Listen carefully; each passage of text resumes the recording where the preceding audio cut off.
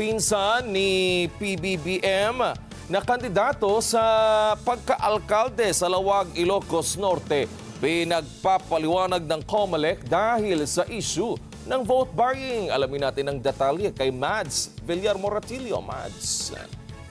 Yes, Wedge, pinagpapaliwanag ng COMELEC si Lawag City, Ilocos Norte Mayoralty candidate Michael Marcos Keon dahil sa aligasyon ng vote buying. Sa dalawang pahin ng show cause order ng COMELEC Committee on Contrabigay, binigyan ng 3 araw si Keon para magpaliwanag. Si Keon ay pinsan ni Pangulong Ferdinand Marcos Jr. at kasalukuyang alkalde sa Lawag.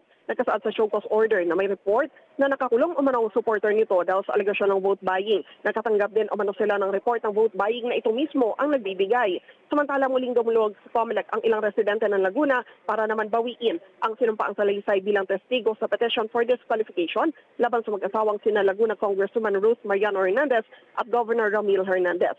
Giti na Maria Lanitas Greganda, Darren John Cantalejo, Alena Nicole Dequilio at Nino Greganda may pumeke sa kanilang pirma at gumamit sa pangalan. Hindi mapigilan maging emosyonal naman ni Lanitas Greganda dahil natatakot anya sila para sa kanilang seguridad, lalo't nagamit ang pangalan nila sa pagsasampa ng reklamo. Binigyan diin na wala silang pinirmahan, tahimik lang anya silang namumukay, kaya nagtataka sila paano nagamit ang kanilang pangalan. Sabi ng kanilang abogado na si Attorney Kenneth Bello, pinag-aaralan nila ang gagawing hakbang laban sa isang Shelito Baron na gumamit sa pangalan ng 4 na walang permiso. Kasabay nito, binawi rin iba pang testigo sa reklamong isinampa ni Baron laban sa mag-asawang Hernandez dahil nagamit umanong kanilang pirma at pangalan nang wala rin silang alam. Balik sa inyo dyan, Reg.